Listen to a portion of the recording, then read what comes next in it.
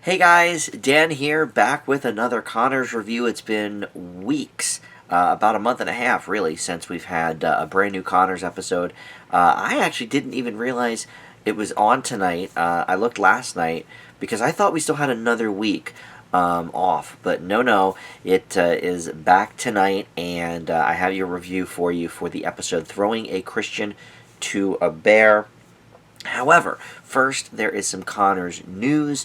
If you don't watch my weekly TV review show, then maybe you missed me talking about this, but I figured I would bring it to you guys too because you are the main Connors people, everybody that seeks these videos out. So, a couple things. Number one, if you haven't heard by now, they're going to be doing a live episode in 2 weeks. It's going to be the episode on February 11th, so actually 3 weeks. There's going to be another week off after next week's episode. So, which is, I guess, maybe why I thought it wasn't coming back quite this soon, because I thought they were just running straight through. But so there's a new one tonight, then next week, and then the 4th they'll be off, and then the 11th they will have another episode. So anyway, that will be the live episode. I don't have a title for it yet, but basically it's going to revolve around the actual New Hampshire primary, so it's going to be updated with live primary results. They're going to actually record two of them, one for the East Coast, and then they'll perform it again a few hours later for the West Coast, which is something 30 Rock did when they were doing their live episodes towards the end of the run.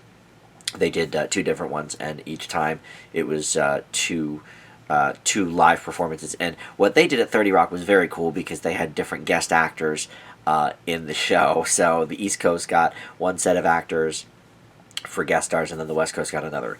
I don't think they'll quite go that far with it here, but I thought that was a cool little thing going on. But yeah, we don't see a lot of live TV anymore other than SNL, and now, of course, the big live, musicals and stuff that they do from time to time. But ABC is really sort of making an effort to doing these live or like live events. They did in December the second version of the Norman Lear live in front of a studio audience, where they redid a couple of classic Norman Lear shows, and it was live. And then in January, actually just a couple weeks ago, I guess, they had the Jeopardy Tournament of Champions Greatest of All Time. That was not live, that was sort of recorded, but obviously it was a big event. And then they'll be having the Oscars coming up in a few weeks, and so actually the same week of the Oscars they'll be doing this live Connors show. So it's really cool. Basically, Mark is going to be doing some sort of school project on politics, and so they're, I guess, as a family, going to be watching the New Hampshire results and just sort of talking politics, which is kind of nice because we haven't really had a lot of politics since Roseanne left, really. And I think the politics we did have in Roseanne Season 10 weren't nearly as intense as the articles being written about the series were saying. So, but I think we can throw a little bit of politics into it. I mean, Roseanne's never shied away from... Roseanne the series, anyway, has never shied away from, controversial topics that fit within the lines of the show. So that is news item number one about the Connors. We'll be seeing a live episode in a couple weeks. News item number two about the Connors is that they are all in current contract negotiations for Season 3. ABC wants this show to continue, which was sort of evident from the huge bump up in episode number. There's 19 episodes this season, which we haven't seen since the 90s heyday of Roseanne. So this is great news. They're losing Modern Family on ABC, which is currently tied with the Connors for their number one scripted sitcom, or I think maybe scripted series. Well, Grey's Anatomy outshines them all, I guess, somehow in season 17 or whatever it is. But at least, as far as comedies, it's Modern Family and the Connors are like neck and neck, basically, especially with the 18 to 49 crowd. So they're losing Modern Family this year. They want the Connors to continue. So that's all great news. I'm sure that they will be able to work something out. I'm not sure what the episode count will be, if it's going to be another long season. I hope that it is. ABC and CBS are still, for the most part, sticking with that model of like 22 episodes a season, 20 episodes a season. So NBC is sort of bowed out of that game. Superstore seems to still be doing a full run, and a lot of their dramas do, like New Amsterdam and This Is Us. But their sitcoms, for the most part, do these shortened 13 episodes. Like The Good Place, for example, Will and Grace, the last couple seasons. But anyway, that is all good news. We don't know anything more than that yet, but of course, when I hear something, I will let you guys know here and also on my TV news and review show. But let's get back to the episode at hand. This is again called Throwing a Christian to a Bear. And it's interesting, we had so much going on the last few episodes of last season. We had, the famous, hitting scene with Darlene and Jackie, and then all this stuff with the Ladford lunchbox, and money in the family changing hands, and power of attorney changing hands, and all of this kind of real intense stuff, and really serialized stuff, and here we have just sort of a classic episode of sitcom television. I mean, there are threads of the storyline still happening. We didn't hear anything about the lunchbox, but there was a thread about basically the B story, if you will, about Becky. I'm sorry, about Darlene and Ben trying to get a new magazine launched in Lanford, since they've both sort of stepped down, either fired or quit, whatever you want to think. He basically got fired, she quit, over at the other newspaper they were doing in Chicago. So they are sort of looking for sponsorship and a loan and all this kind of stuff to get off the ground, and it doesn't go very well because Ben is kind of a mess and in a depressive state right now, and worrying about the future of not only him and Darlene, but Darlene's kids. So that's, definitely something that they will go back to. But the rest of the episode was pretty much standalone. Becky went out with this guy, but I would think that's not going anywhere because it ended very, very poorly. And then the rest of the episode, the A story, was about, Becky and the boyfriend, but also the Connors' love of the Chicago Bears and rooting for them, and indoctrinating Mark into sort of the family hobby, rooting for the Bears. And so all of that stuff is very much like, it's not going to be brought up again, really, and that's fine.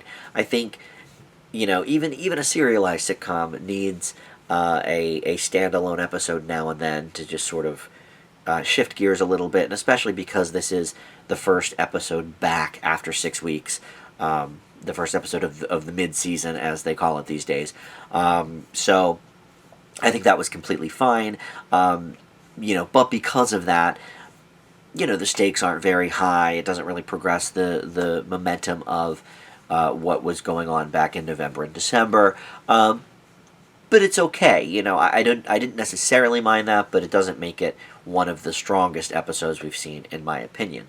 The story was by Lacey Goranson. She didn't write the episode, but she thought of the story, so I have to give her kudos for that. I saw that in the opening credits. I thought, well, that's pretty cool. That she's kind of stepping up and coming up with ideas, because I did like the back and forth with her and this guy she brought over, Wyatt, who, is a football fan, but A, not a Bears fan. He's a Packers fan, which is like huge faux pas in the Connor household. And then B, also he is very religious and Christian and is, trying to see the better side of everybody, which at first seems very nice, but then it turns out he might just kind of be a judgmental prick. And Becky as much says so, basically, because they first met months ago when she was still drinking, and this is the first time really they've met since then. And he makes a comment like, "Oh, well, I can see why you were such a drunk. That family can't be easy to live with." And she's like, "Whoa, dude, like, you don't know even what you're talking about. Like, you saw them for an hour, and maybe it wasn't their finest hour, but, shut up about my family. So, which is why I don't think we'll be seeing him again. But he was a good one-off character. You need those every now and then, and he certainly brought some humor to the episode.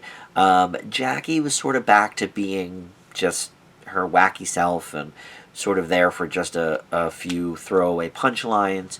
I got some laughs from her like I always do, but every so often I just would like them to dial down the more eccentric Jackie. And I get it. I mean, she's, in her older age now. As you get older, certainly you do become more eccentric. God knows I see it in my parents.